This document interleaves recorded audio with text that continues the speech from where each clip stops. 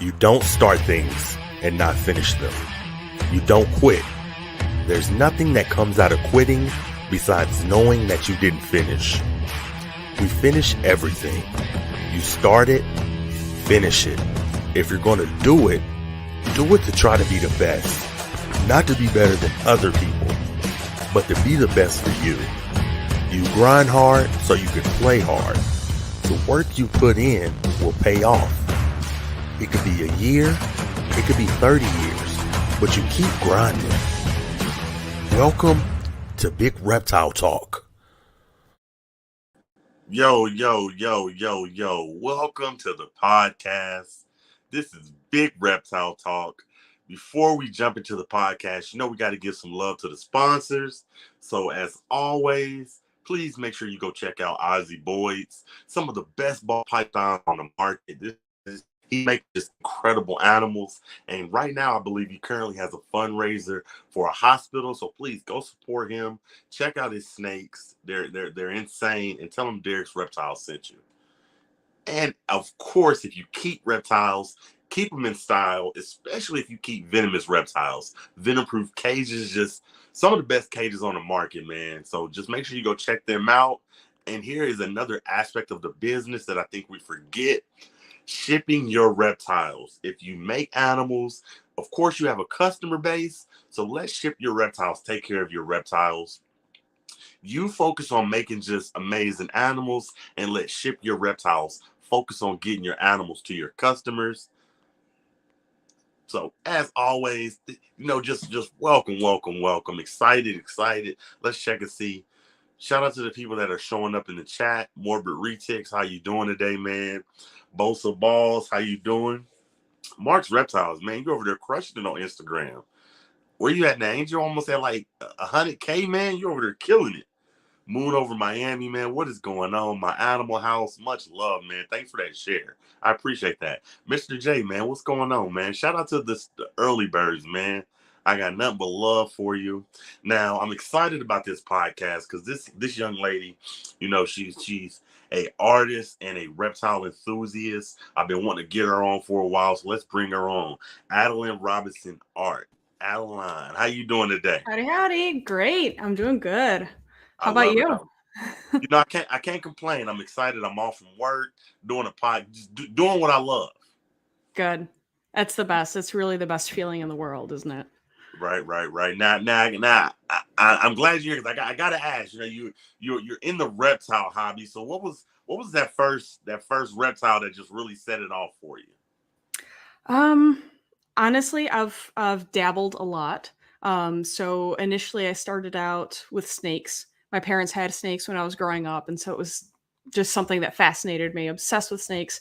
Colubrids. Got really into boas, got really into pythons. So I tried a little bit of everything-ish and just appreciate so many of the differences they have to offer. Had a lot of fun and didn't consider myself a lizard person at all. Actually, I was like, lizards, like snakes, you don't have to worry about feeding, super often. They're way easier to keep, much less maintenance. Lizards, who needs lizards? Sure enough, I end up getting into monitors. And starting with, I think I started with water monitor and just getting to know its personality and just how intelligent they are and just how much they watch you. Then I felt hell over heels with varanids in general. So I had a lot of Ackies. I started with a lot of dwarf monitors and then ended up getting into the tree monitors. And I've just fallen completely in love with them. So I feel like I've settled in nicely with species that I don't think I could ever really get tired or bored of. They always kind of keep it just interesting, and they're so social, and they just display so many amazing behaviors that they're really fascinating. I love it, man. Now, before we keep going, my animal house, thank you for that super chat. Kurtwood, I see you, man. Much love, man. I gotta rewind that, man, because I'm jealous. My parents, they wouldn't let me have animals. So you said your parents were all for it. Even your mom? Yeah, she appreciated them. It wasn't something she was super into, but my dad was a little bit more into the reptiles. But we had a little bit of everything growing up. So I started out pretty heavy into aquatics before getting heavy into reptiles myself. But we always had aquatics at home. We always had reptiles and small mammals. So, I used to hear stories of my parents of a retic that they used to have before I was born. And when I was little, my dad had a boa, he had ball pythons. And so it was something I was raised with, and I, grew to love and continue on. I mean, I definitely took it way further than they did. It was like a small hobby for them, and I ended up kind of turning it into my entire lifestyle. But Right. yeah, so I'm very fortunate to have parents that they appreciated it, even if my mom wasn't super into it. She let me kind of go wild with it. Now see, you started reptiles early. I started late. I've only been really in the hobby a couple years. I'm gonna Oh, tell you really? how I got into the hobby. So I was making my reptile room, and I ended up telling my wife, I said, you know what, my reptile room is done. I mean, my man cave is done, but Hmm. I want an animal. I want to get either a spider or a snake. And she said, don't do no spider. She said, please don't do no spider. Get you a snake. I can tolerate it. So she kind of pushed me into the hobby, and I just been buying snakes ever since. Oh, right on. That's awesome. Yeah, Right. they're so addicting. That right. I agree. They like They Pringles. really are. Can't stop. Yeah. Well, like I said before, like every species has its own thing to offer that I think is just fascinating and super fun, and it's really fun to explore, and it could be really hard to slow down or say no, Right. especially if you have the ability to. But yeah, Right. they're Right. Right. fun. Now give a couple shout outs because they're giving you some love. So shout out to Mark's Reptiles. He said, I love her stuff. Oh, that's so sweet. Thanks. Shout out to Kurtwood 75. He said, you got a hometown girl on today. So he's here listening. Y'all must Oh, thank. hey. Shout out to Kurtwood. What is your current collection looking like? About how many animals? What are you keeping right now? I'm actually at the lowest amount of animals I've had since high school. I've downsized a lot in the last few years. So at one point had multiple rooms, and I just had a ridiculous amount of variety. I was keeping different snakes, different monitors, geckos, all kinds of stuff. And I found that once I started doing artwork more and going to shows and vending, I was going to a lot more shows. Where previously I pretty much would only hit up Tinley Park and Sewerfest because they were our local shows. So it was a lot easier to maintain a collection when you're only going to a couple shows. If you're small time and you don't have employees or somebody to help you take care of them. So with just the amount of traveling and the amount of outside stuff I've been doing, it's been a little bit hard to keep up with the large numbers because it's really just me and then my better half that take care of them all, and we go out of town together. So at the current moment, I pretty much just have like 2 pairs of tree monitors and then a breeding group of gargoyle geckos. Hey, So it's crazy. even if you just had one reptile, you're part of the hobby, and we love Well, thank you. you. Yeah, it's a lot of fun. It's different. It's super weird to me because it doesn't take me forever to take care of everything now, where it would just take hours and hours before. Now, when I feed and I clean it, it doesn't take long. But it's nice because I can go visit friends' collections. And when I'm traveling, I'm going out herping. So I'm still spending a lot of time with different animals. I just don't have to take them home and take care of them. Right. So I never really thought that I'd be able to do that. I was really hesitant. Of course, it's difficult letting animals go to begin with, but I had that, not only the attachment to them, but well, I love working with these guys or I love seeing these guys. I'm not going to see them anymore. And that was a big fear of mine. And then I realized like I've got a lot of friends that are into a lot of similar stuff. It's a lot of fun to be able to explore, check their enclosures out, get ideas for my stuff too, and you know, go see animals and different collections. I agree. I agree. Now, we love animals, man. Now, what's your dream animal? If money wasn't an So option, space wasn't an option, you could have any animal in the world. What would it be? I've always loved the idea of like having a pet lace, a big lace monitor or a croc, just as like a very large pet slash statement animal, I suppose. If I had the means to and the space, and I would love to have some really beautiful setups that are fully planted because I'm into plants as well with different species of vipers because I'm obsessed with vipers. I draw them way too much. And so I would love to have like a really cool display or something someday, but with the amount of traveling and with the space we're at now, it's not really something I've thought about too much. But definitely, if I had no limits, they would probably be in the collection. Right. You do travel a lot. I think you just was at a reptile show, Schaumburg, I believe, right? That's coming up. That's Oh, this weekend. I know. Yeah, so I, I've been prepping like crazy. So it takes a lot of, I think, a lot more prep work than a lot of people realize. Usually, at least 3 weeks in advance, we're trying to get ready for the show. As in like nonstop working from we wake up till we go to bed. Just a lot to get ready. So yeah, Schaumburg's is this upcoming weekend, which I'm super stoked about. I really enjoyed the last one, and it's nice because it's actually pretty close to me compared to most of them. So it's gonna be a good time. I love your setup when you're at the reptile show. You're not playing. You're not messing around. Your setup is real dope. Thank you. Yeah, I love it. Appreciate it. It's definitely changed over the years. When I'm switching some stuff up for my next one, so I'm pretty excited to show everybody. And I found some old photos of the first time I ever brought any artwork to a show, and just the comparison is pretty crazy. So I'm excited to share the two photos side by side of where where you can get started and then how you can take it from there. Right.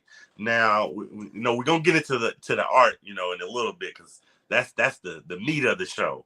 But right now, let's talk about the animal. Now, do you ever see yourself getting into the venomous part of the hobby? I would like to. I don't think it'll happen anytime soon. Partially due to my location and depending on how much traveling and shows I'll be doing. I have a really big interest in a lot of venomous species. I've spent some time with them, not a whole lot. I don't have a whole lot of hands-on experience, but like a minimal amount, and I've got a very big respect for them. So it's not something I would want to mess around with at all. But sometime in the future, it would be nice to actually get some more training with them, do it all the right way is kind of my biggest thing. So as I feel like I've gotten older when it comes to keeping my animals or when it comes to my artwork or just anything that I have, I'd rather have less, but have it done in the best way possible. Right. And so that's kind of what I'm hoping for possibly down the road, but I don't know when with the amount of driving around and traveling we're doing at the moment. Right. I used to have I had my first venomous experience. I ended up getting a copperhead and I had it for a little while and I said, you know what? I don't know if this is for me. Yeah. That's like kind of I feel like what it takes with a lot of different things in general. You got to sometimes try it out and sometimes it works, sometimes it's not really your thing and that's okay. There's nothing wrong with that. Right. I said maybe down the road I might get back into the venomous part, but I said I don't know right now. Yeah. Now, with all the animals that you have had and you went herping and visited collections, what do you think the worst bite is you ever took? Worst bite? Worst bite. Mm, I had a 10-foot berm that grabbed my hand and wrapped around it, and that wasn't super pleasant because it got me like actually right in the middle of like the thumb. And yeah, it just kind of like hit the nerve to the point that, afterwards, usually, snake bites for the most part, when it's not anything really big or crazy, they usually heal fairly quickly. But that one, I felt that one for quite a long time. So I'd say that's probably the worst one offhand that I can think of. You said Turtles, though, turtles always freak me out. you said a retic or a Burmese? That was a berm. Yeah, and I never got any bit by any of my retics. They were always really docile. Right. One of my friends the other day, he was like, I'm getting ready to get rid of this retic. Do you want it? I said, oh no, that's too much snake for me. Yeah, they could definitely be a lot for sure. I just rehomed my retic that I've had for a long time with a close friend of mine, and it's a lot of snake. Right. I said, oh, Yeah. oh no. Now, before we keep going, Fungus Queen Deranged, much love to both of you guys. I see you. Fungus Queen, thank you for the super chat and you're listening. I appreciate you. Now, I got to give you a hot seat question. We love everybody, but I'm kind of curious. Who is Adeline Robinson's favorite keeper right now in the hobby? Favorite keeper? Mm-hmm. Ooh, man. Brian Barchak, Justin Kabelka, Ozzy Boys. Who's your favorite? That's really difficult because I know so many so many amazing keepers that keep all different things. So it's kind of hard, you know. My, How do you judge a favorite keeper? yeah. Who's one of your favorites? Just give us one of your favorites Uh, that you just like. Yep, that they're insane. I'll tell you some of my favorite keepers. My probably right now, my favorite keeper is Tyler Nolan. yeah. Well, I have a friend of mine that I've admired for many years. Her name is Maggie Solomon. She's a zookeeper. She also, you know, has her own collection, and she's always had her own collection for many years. But she's a zookeeper, and I worked with her at the Wildlife Discovery Center, where we had all kinds of crazy species and whatnot. And she taught me so much about responsible, ethical keeping, and I've pretty much always looked up to her, you know, since I started working with her, and then seeing what she's doing now, working in zoos and whatnot. That's always been super inspirational to me. So I feel like I've always been fangirling and rooting for her. So I think Maggie Solomon is definitely someone that, you know, I've always really looked up to a lot in terms of keeping and you know, proper husbandry and, you know, So she's kind of ethics. mentor. Yeah, Oh, okay. Well, mentor and friend. that's what's up. I like that. That's awesome. That's awesome. Now I know you're busy. You know, a lot of shows, a lot of traveling. But do you ever see yourself getting into breeding or anything? Uh, I mean, I do breed, so I do have high red gargoyle geckos that I'm producing. The only reason the trees are on hold right now is just because it's been crazy with a lot of traveling, and I'm working on their new setup. But I was starting to like get close to producing them, and then with my last move, it just kind of threw everything in the air and knocked them off their game and whatnot. So I separated them out until I put them back together. So yeah, I mean, once their enclosures are done to the way I want them to, because it's another thing about wanting everything done particularly. Hopefully, we'll be able to get some babies from them.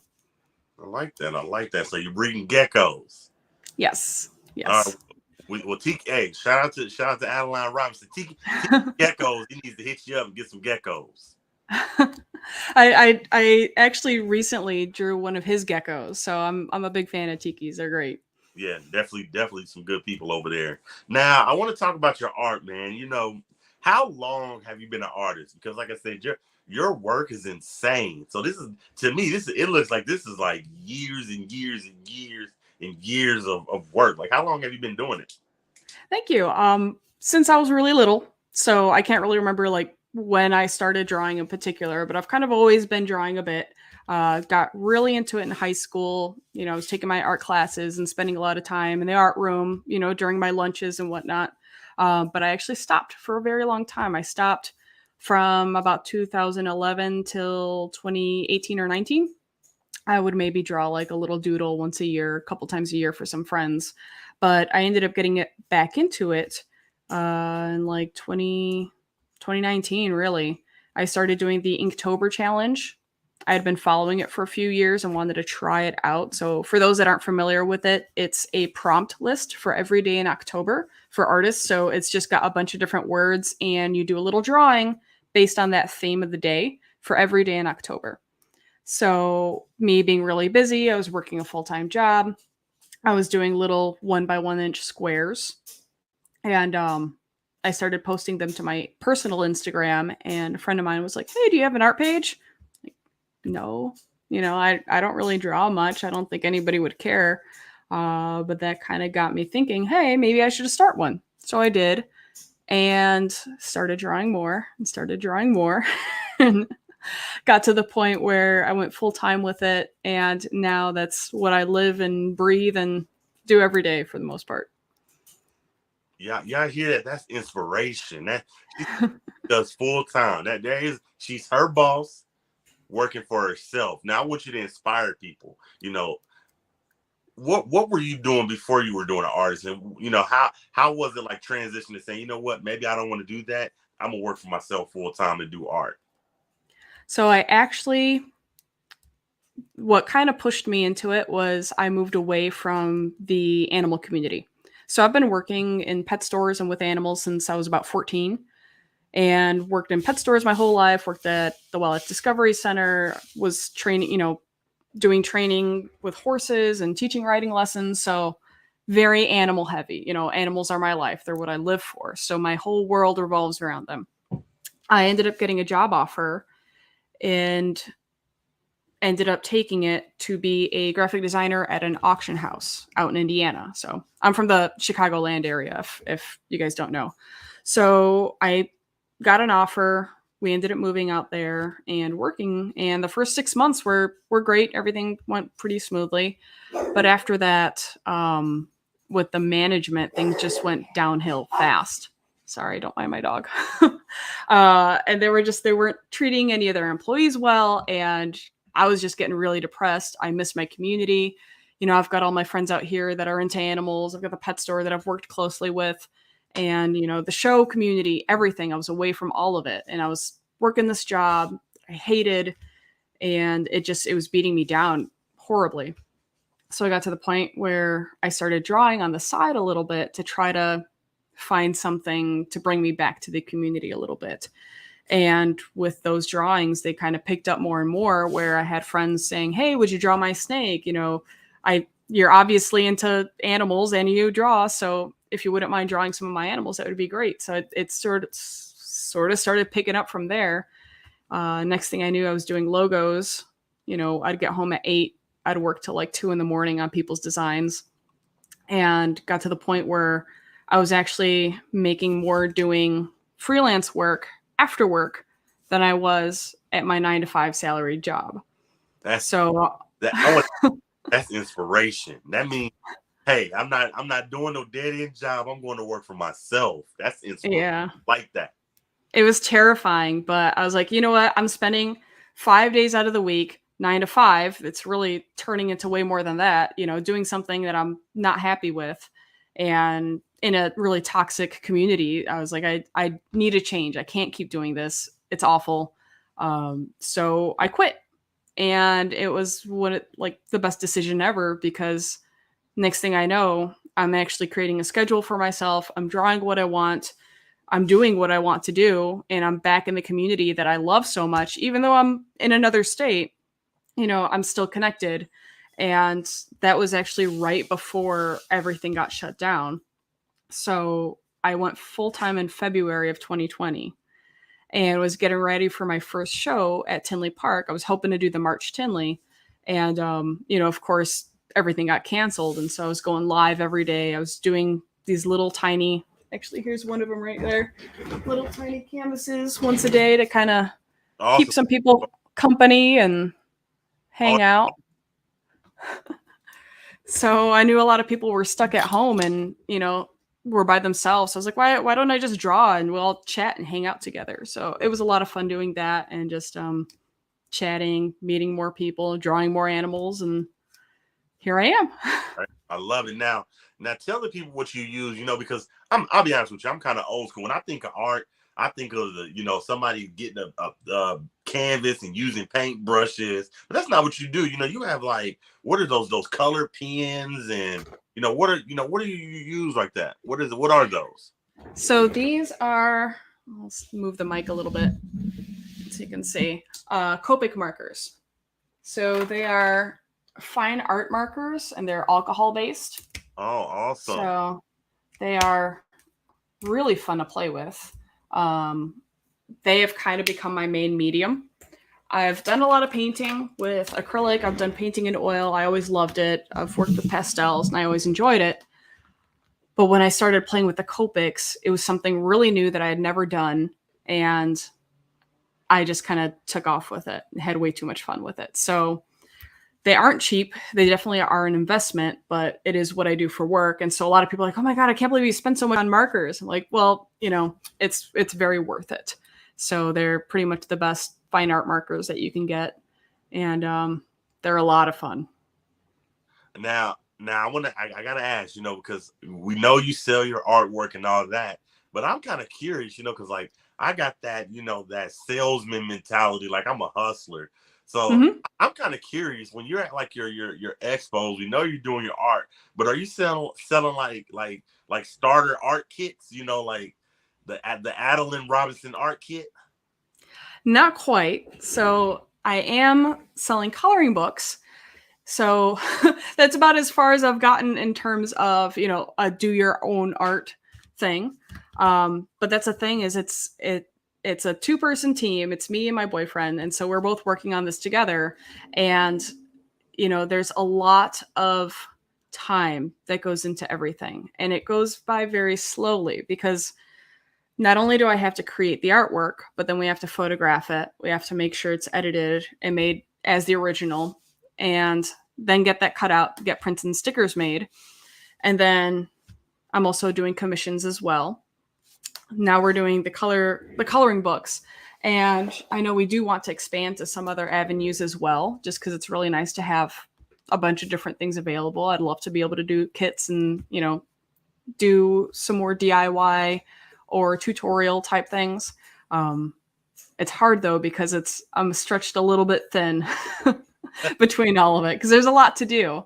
So it's just you become your own accountant, you become your own business manager. Basically, you become your own marketing manager. Now we've got social media that we need to keep up with as well. So I'm making my reels, I'm making my videos, and it's a lot, but I love what I do. So, I am fully invested in it. When I wake up, I'm thinking of work. When I go to bed, I'm thinking of work. Right. Well, you're killing it now. I want to show some of these art pieces because they just mesmerizing. Like, look at this. This is insane. He's one of my favorites too. They're so fun. It's so lifelike. To me, it almost looks 3D. That's the goal. I try to get as detailed and as close as possible. So I'm always kind of pushing myself to get as photorealistic as I can because it's kind of a fun personal challenge for me. Right now give me like if you because you paint so many paintings, but I gotta ask, is there like one of your what was your favorite piece ever that you ever painted? Do you remember it? Um, that's tricky. I do have a bit of a favorite. Don't get me wrong, I can critique every single piece of artwork that I have. And there's always going to be something that I could have changed or, that I see now that going forward in the future I try to look out for. But the piece behind me over there, I want to see. right, Let me right see. here. Oh, awesome. So this guy is a Indian gharial, and I did this for Crocfest and ended up donating the original and submitted it for the Copic Award. So the Copic Award is an award hosted by the company that makes the markers that I use. And I submitted it. It was the last entry out of like 3,000. And I didn't actually know if I'd be able to get it in on time because I found out about it super late.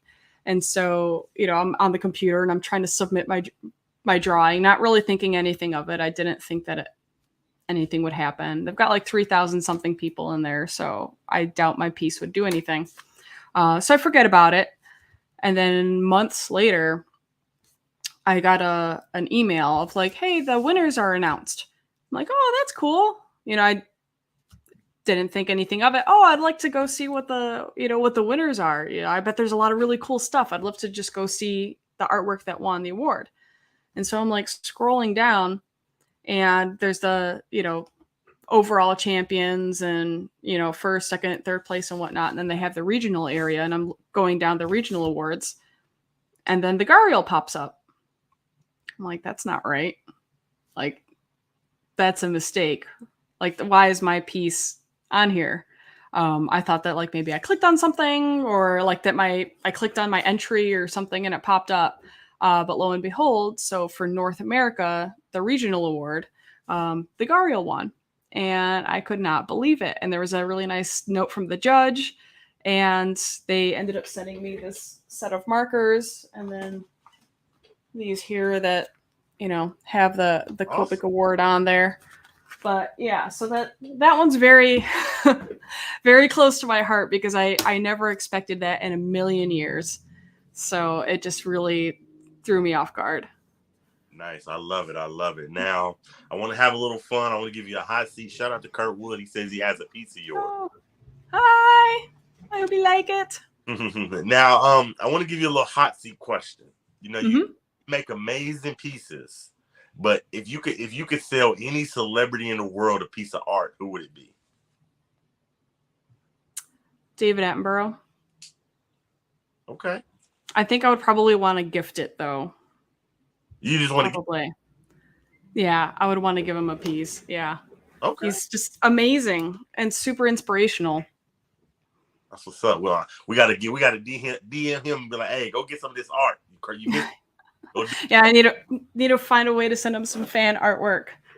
Yeah, I love his documentaries so much, and I listen to them while I'm working. Sometimes I'll have his documentaries up, and his voice is just like so nice to listen to. This is how I do it sometimes. Like I'll post the pictures on my Instagram sometimes and just tag him, and he might see it. You never know. Oh, that's true. Didn't think about that. You never know. You know what I'm saying? You never know. Throw it on your story. Yeah. Now I want to have a little fun. You know, you are in the customer service business. I know that you have met a lot of amazing people, but just for grins and giggles, give me a crazy customer story. Crazy customer? Yeah.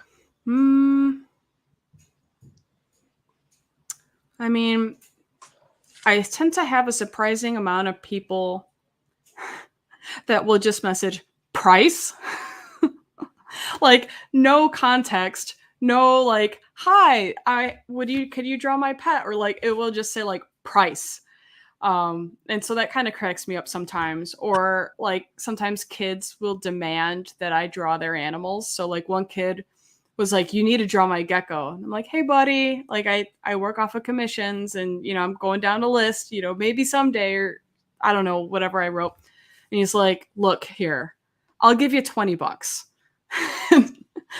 And that just like, it just made me laugh so hard because he was like, look here, I'll give you $20. I'm like, oh buddy, if you only knew, like it's not how it works, but I guess props for trying.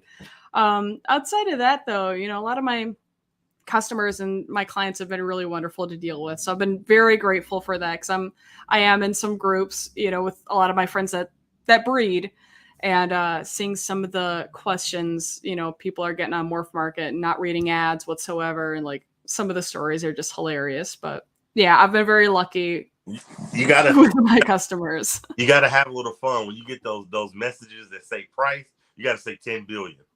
Yeah, I might have to start doing that. You never know. Maybe they'll go for it. You gotta just troll them back. Now, Yeah. this is just for inspiration because you're working a job and you decided to chase your dream. Take us back to that first sale that you ever made, if you remember it. How did it feel seeing your dream become a reality? Unreal, honestly. Seeing actual print, actual prints made, because I started out doing a lot of digital artwork, and seeing those pieces that I spent countless hours on actually printed onto a canvas where it's physical and I can hold it, that was super amazing. One of the early pieces I did, I got printed on a canvas and I put it into one of the Tinley auctions, and it went for $1,000, and I like lost my mind. I couldn't believe it. Like it was such a big deal because it was something new to me, and I was nervous and super self-conscious. I was putting myself out there, and I didn't feel like I had what it took to put myself out there. I was pretty much just relying on the encouragement from my friends, and going off of how they're enthusiastic about it. I'm like, well, I guess like I might as well give it a go, because it's scary when you're diving into something new and you don't really know if you're good or not. Right. But that's big though. So your first piece went for $1,000 for the first canvas print that I did. So previously I'd put a couple pieces in like way back in the day for fun, but when I first started actually getting into it seriously, yeah. And then the last donated item was $7,500. Oh, that's So You're not around. This is serious. So what I try to do, I try to outdo myself every year, which is getting more and more difficult. But I try to do a really cool piece during the show. So it started out by accident. I have a skateboard that I display my stickers on, and I didn't have anything for the auction. I was in a mad panic. I'm like, oh shoot, it's Saturday. What am I going to do? I didn't bring anything. So I flipped the skateboard over and I started drawing on it with some of my markers. And I drew a Gila monster and a Mojave rattlesnake, some cactuses on it. And while I was drawing it on it during the show, people were walking past and they were watching it go from start to finish. And I think that was just kind of a fun element that I had never thought about before. I never thought about drawing at a show, and then donating an item. But it went really well. And so for the next show after that, I ended up doing a surfboard. I painted on bottles, whiskey bottles. And it's kind of like a thing now where I love to work on something during the show on Saturday so people can see it and see the whole process. And they're there with it, from it's the beginning of its creation, and then put it in the auction and see what it goes for. Right. Hey, Kurtwood, man, I appreciate that super chat. Thank you so much, man. He said, "What I win?" Out loud, great interview. Kurtwood, man, silly man. I appreciate you, brother, man. Much love. Now I want to have a little fun. I know Ozzy. We know a lot of the bigger breeders. They compare themselves to designer stores. Ozzy will tell you he makes designer ball pythons. So I like to consider him like the Gucci of ball pythons. I like to consider Justin Kabelka the Louis Vuitton of ball pythons. So to have a little fun. My question to you is, if somebody's coming to shop, and get some art from Miss Adeline, what store would you compare yourself to? That's a tough one. Any store out there in the world. If I'm shopping with you, where am I shopping? I don't know, man. Like Coach, Marcus Kors, Mark Kors or whatever, Michael Kors. I don't really follow a whole lot of fashion brands, nor do I shop much. So, man, I'm not too sure. Something artsy and cool, something detailed, something that pays a lot of attention to detail. But yeah, like, I'm horrible. I wear t-shirts and jeans and leggings like every day. So, I've never thought of that. That's a very good question. You might be able to answer that better than I can. Your art? I can't. Yeah, I don't know. You know what? If I was to compare you to a store, I would say detail. Detail is my thing. I try to get as detailed as I can. I drive myself nuts. I would say, let's see. I won't say. I'll say you like the Coach of art. Now you know Coach, right? Ooh, yes, I do. Now, I'm so flattered. I'm very flattered. Well, thank you. There you go. That's high dollar. I like it. Now, thank you again, Kurtwood. I appreciate that. Fungus Queen, much love. Ozak, thank you for showing up. I appreciate you. A fun interview with one of the dopest artists I've seen. What do you think is like, now this is like a two-part question. What's one thing you would tell all artists, and what's one thing you would tell all reptile keepers? So for all artists, a lot of people have incredible talent, but may not know how to market themselves well. So, work hard on developing your artwork as much as you can. Keep moving forward and keep trying to better yourself without being mean to yourself. There is a way of doing that. It's going through each piece, learning from it, and applying what you learn to the next one. You don't have to beat yourself up about pieces you don't like. Use it as learning experience and practice as you continue to move forward. Don't be afraid to network, meet other artists, talk to people. Not so much in the reptile community, but in other areas. I've met several artists that I was really excited to meet, and super stoked. I'm like, hey, I love your artwork. This is amazing. Like, your booth is cool. And I kind of get a weird look. And they're like, oh, okay, thanks. And aren't necessarily very friendly, which I understand. Some people have social anxiety. Some people have difficulty in those situations. which is important to note. But it is very, in my opinion, important to let your customers know that you appreciate them, that you're happy that they're there looking at your stuff. It's really nice to have a rapport with somebody that's checking your stuff out because I want to support them. So to me, that's pretty important. I love talking to anybody that comes over to my table, people that have questions. I really do love to chat. If I'm in the middle of working something, it could be a little tough, but I do love chatting with everybody. And in terms of reptile keeping, going back to less is more when it's done very well, I think a lot of people could take a step back and kind of look at the overall plan or the collection they have or what they want to get into. And I just encourage people to take their time, of course, do their research, but to try to do the animal as much justice as you can. I've definitely been guilty of jumping in, head first without necessarily doing research, or I'm already familiar with the care of these animals. I'll be able to whip something up along the way. Like all of us have been guilty of that for sure, especially me. So, open book. As I've gotten older, I just really appreciate getting everything the animal needs before jumping into it. Right. I agree. Now I'm gonna tell you something. I don't know if you know this, but what you just said is something one of the OGs of the reptile hobby said. I don't know. Tom Crutchfield. Mm-hmm. That's one of his favorite things to say. Less is more. So when I had him on the podcast, and he has just an amazing collection, and Mm-hmm. he's talking about downsizing, and I was like, no, don't do that. I love your animals, and he said, you know why I'm downsizing? He said, I'm downsizing so when I could get the right amount of animals, and then he said, once I get to the amounts I feel comfortable with, then I can improve even more, give them more instead of trying to spread it across so many more animals. Exactly. Yeah, that I've noticed that with downsizing for me personally.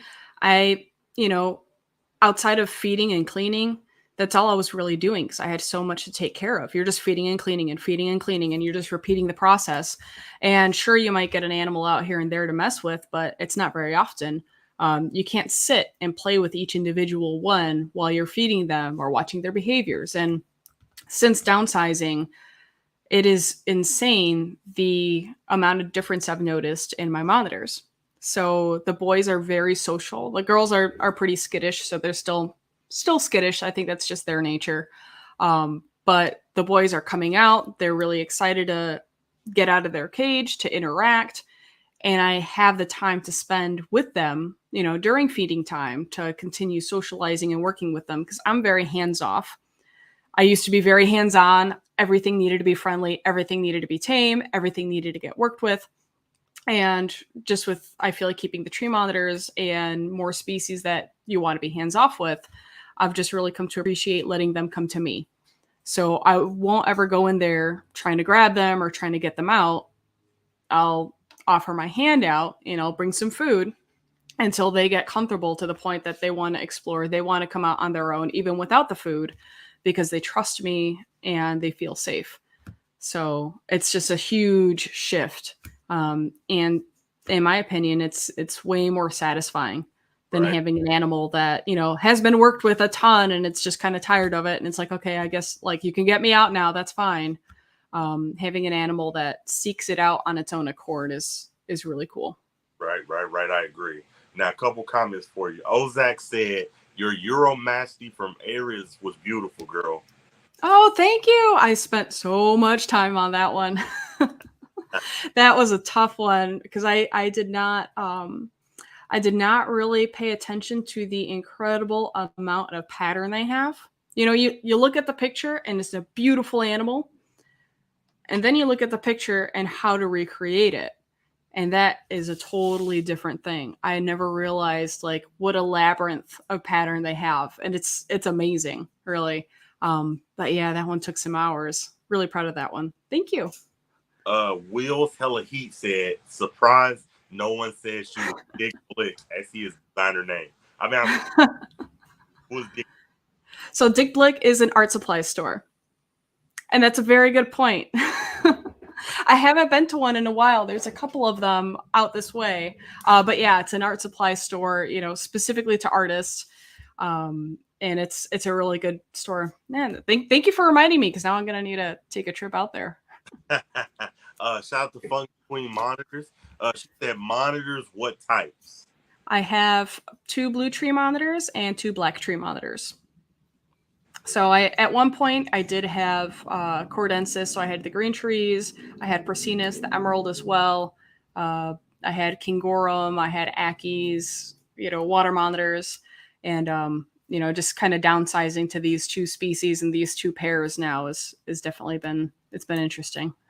Right, right, right. Now, I am kind of curious. You're crushing it right now. Do you feel like the what you're doing is working and you won't change it? And what I mean is, do you feel like you're going to stick to the reptile expos and that's where you sell your stuff, or do you ever see yourself eventually moving into a storefront?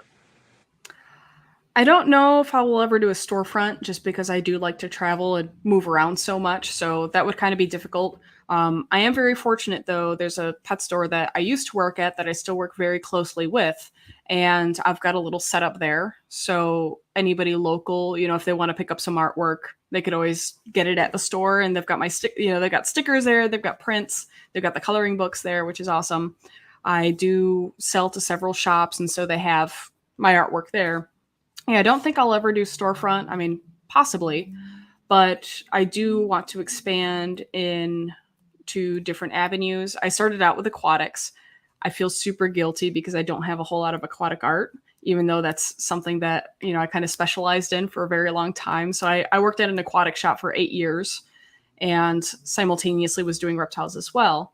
And, I've worked with birds. I've worked with a lot of different types of animals. Reptiles have kind of become my main niche, but I would like to definitely branch out and do some other animals at some point. The reptiles are just kind of my main focus at the moment. And yeah, just kind of continuing growing and expanding and trying different things. It's a lot of fun. It's a lot to handle and it could be pretty overwhelming, but it's really fun cooking up new ideas and just getting really excited about trying something new. I love it. I love it. I love it. Now, Will Teller Heat. Now, I want you to answer this question. He said, "Is Adeline the girl I always see in YouTube walking around shows doing artwork behind the tables?" Probably me. Yeah, I'm the only person I know that does that. So yeah, at pretty much all of the NARBCs, I do Daytona and I do several other shows, in between as well. I've done, show me shows and I did Conroe last year, one of the Herp shows. I usually like to draw behind the tables and, have been very fortunate to have a lot of friends that, are into doing podcasts or making videos. And they're like, hey, I'd love to have you on. So I've been very fortunate and being able to be a part of that. Feel really special. I love it. I love it. Now, I got to ask this kind of just to have a little fun. Seller's remorse. Have you ever sold something you just like, shit, I wish I would have sold that? No, not that I can think of. No. I mean, there's animals I definitely miss. There definitely is. But at the same time, I know with, the amount of traveling and the space I have at the moment, it wouldn't be in their best interest. And so that's something that, I kind of think about. I'm like, oh, well, I really miss this animal in particular. I really miss that one. But they're with friends. They're doing really well. They're getting well taken care of. So that's a lot of peace of mind for me. But in terms of artwork, nothing that I can think of. I'm attached to it, but at the same time, I'm happy to see people enjoy it. And so that's what makes me really happy. I'm making artwork for myself, but at the same time, it's not for me to keep, if that makes any sense. That's right. So yeah, I've got a lot of pieces that I'm going to be bringing to Schaumburg, a lot of originals that'll be for sale. Right, right, right. Now, before we get out there, because you've given us almost an amazing hour, and I appreciate it. I got to talk Instagram, because social media is so important, and you're crushing it on Instagram right now. You're over 10,000. So, and I'm gonna be honest with you, I'm not looking for a humble answer. I want to know, how does it feel having over 10,000 people want to see what you got going on? It's really exciting. I couldn't believe it. I when I started the Instagram page, I didn't really have a goal with it in particular. I was like, oh, I'll just post my artwork. Da da da da da. Like there was no goal, there was no business, there was none of this existed at that time. And so to go from that to being able to do 10K and then 10.1, 10.2, 10.3, 10.4, it's slowly moving up, and that's just like mind boggling to me. It's still like almost really weird, but it's really exciting, and I work really hard at it. It's really tough, honestly, because I feel like some days, a video will get a really good hit and you're like, oh yeah, like on top of it. Next day, the algorithm's like, not today. And it'll barely get any views. And so, it's really easy to get both really excited and really devastated at the same time. But I think the key is just to keep chugging along, keep going with it, keep creating, and it'll all figure itself out. Because I'm online or to just show people what I create, and I just hope that they enjoy it. So Right. I like to take suggestions, and right now the list that I'm working down is the popular request list. So at pretty much every show, there's usually like, hey, do you have any of this species or do you have any of that? And I don't have one of everything yet, but I'm working on it. So Right. working my way down. Fungus Queen, thank you so much. She said just an amazing interview. Thank you so much. Now, just for fun, I like to have a little fun. I have what's called a no trash number, and what I mean by that is when I'm on social media, I'm on YouTube. That's where I pretty much focus a lot of my energy at, and I want to grow. And I think I'm at almost 6K right now. But I have what's called a no trash. Yay. What that means is when I hit this number, I'm telling my wife I'm not taking out the trash anymore. And I believe that probably say 20K. If I hit 20K on Yeah. there's no I'm not taking trash out no more. So my question to you is what's your no trash number on Instagram when you hit that number? When is it like no honey, I'm not doing that anymore. I'm famous. I've never thought about it. Like I'm super jazzed about the 10, so I'm like, oh man, it could get better than that. I mean, I hope I'll keep growing. I haven't actually thought forward before in that department. I mean, I'm super spoiled, so for me, it's almost kind of hard to come up with something because I'm very well taken care of in terms of like house chores and whatnot. Um, I mean, yeah, I feel like 20 would be really exciting. You right? Right. Yeah, When I hit like 20K, I'm famous. yeah, 20 is like that's a big deal. Like that's super cool. Yeah, I think 20 is a good one. Fungus Queen, thank you so much for that. I just really appreciate you and everybody in the chat supporting me. Thank you so much. Now, Will said, we'll see how that works for you, Derek. I gotta ask, you're killing it. Your artwork is amazing. So my question to you is, how do you deal with trolls that steal your pictures?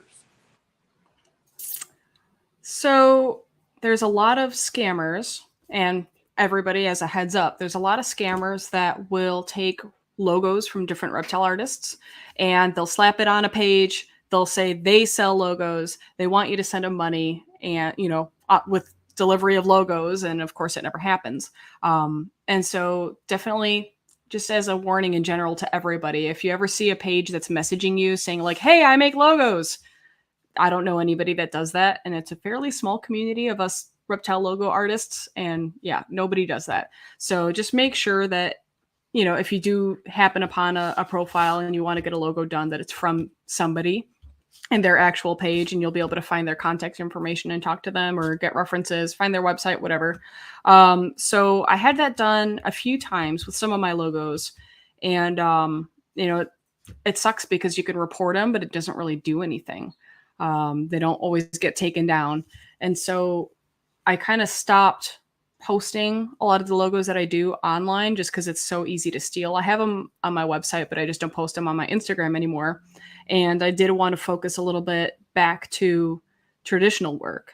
So when I first started, I was doing a lot of digital, mostly digital paintings and, the logos, and just it all kind of worked out where it was a little sketchy to put stuff online without it getting stolen, and I wanted to focus on traditional work. So watermarking, it's not always fun. I did not want to watermark for the longest time, but I ended up having to.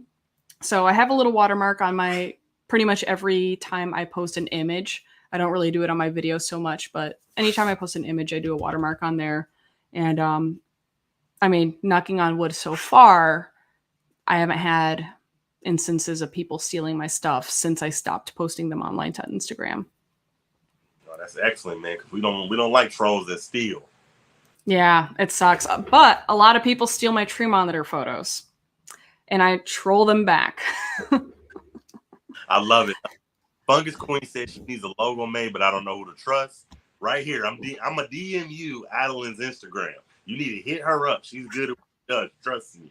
Yeah, feel free to check out my website. It's AdelineRobinsonArt.com. I do have a lot of logo information on there, and feel free to message me either on my email or Instagram, and I'd be happy to chat with you about it. Awesome. Now, we're almost done. I like to keep it up to about an hour and 5-10 minutes. I like to keep it to where there's room for a round two.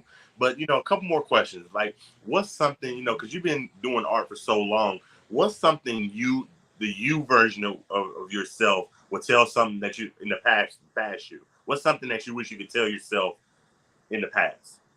Does that make sense?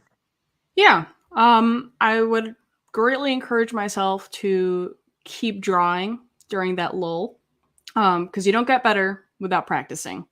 And so, I would love to know where I would be had I not stopped. You always have those like little thoughts of like, what if I invested, or something like that. Because when I jumped back into it, I jumped back in at my high school level because that's where I left off. So I definitely would encourage myself to continue going with it and not to get discouraged. The Back in the day, art, the starving artist stereotype, it was pretty prevalent. A lot of parents, a lot of people discourage their kids from pursuing that as their main career. I wasn't necessarily discouraged, but from certain members of the family, I was very encouraged, and from others, or not so much.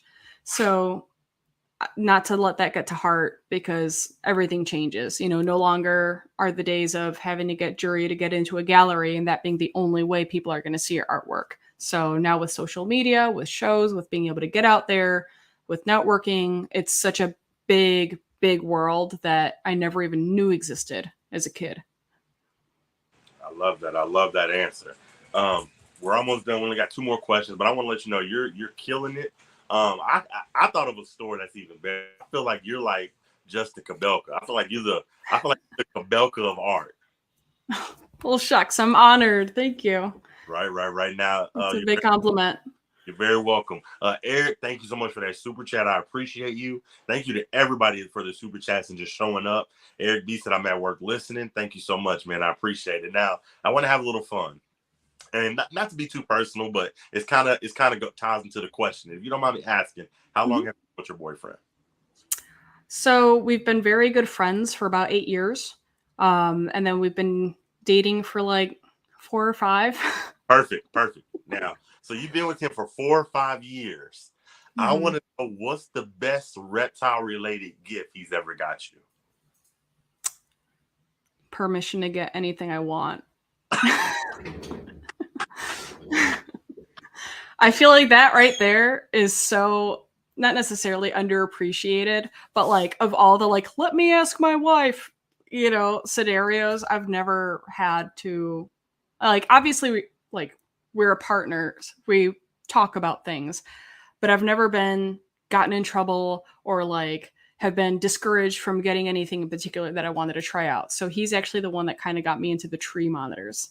And obviously I took off with them and ended up having to get, pairs and trios in like every color. So, just having that trust and that encouragement in itself to me is the biggest gift. And him being able to build enclosures and being able to help with all of them, that's super appreciated. And driving us to the reptile shows and, basically helping making all of this happen I'm very lucky. I'll accept. I like that answer. I appreciate it. Now, I just want to say, man, you can reach Adeline on Instagram. I'm sure she has a Facebook. She's crushing it. Her art is amazing. I just want to say thank you so much for giving us an hour of your time. Oh, thank you for having me. It was a lot of fun chatting. I love talking. I love talking about artwork. So I had a blast chatting with you. So thank you so much. I really appreciate I it. appreciate that so much. You have an amazing night. Thank you. You too. Thank Bye, you. guys. Amazing hour of talking, man. It was super fun talking to her. She's crushing it on the art. As y'all hear, I got to go check on my son. First off, thank you to everybody that showed up. Thank you to everybody for the super chats. My Animal House, Kurt Wood, Fungus Queen, Eric. Thank you for the super chats. Thank you for showing up again, everybody. We're getting ready to get out of here. But before we go, as always, make sure you check out Ozzy Boyd's, some of the best snakes in the market. He doesn't even need an introduction. He's just killing it. Make sure you go check out Venom-Proof Cages. They are just really the best cages on the market. And of course, this is not talked about as much as it needs to be talked about. Shipping your reptiles. You know, this is a company that's going to allow you to focus on making quality animals, and they're going to focus on getting the animals to your customers. It's worry-free. It's stress-free. Make sure you go hit them up.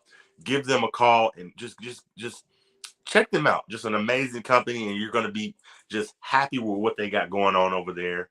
Again, this is Big Reptile Talk. Thank you, everybody.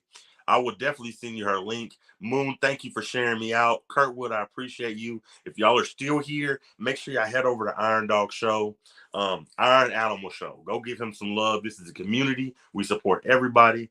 So go check out Iron Dog in my Animal House. Until next time, we're out of here. Great. Fungus Queen said, great interview. Send me her link. Oh, I'm doing that as soon as I get off of here. We out of here.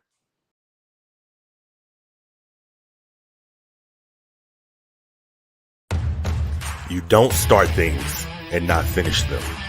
You don't quit. There's nothing that comes out of quitting besides knowing that you didn't finish. We finish everything. You start it, finish it. If you're going to do it to try to be the best. Not to be better than other people, but to be the best for you. You grind hard so you can play hard. The work you put in will pay off. It could be a year, it could be 30 years, but you keep grinding. Welcome to Big Reptile Talk.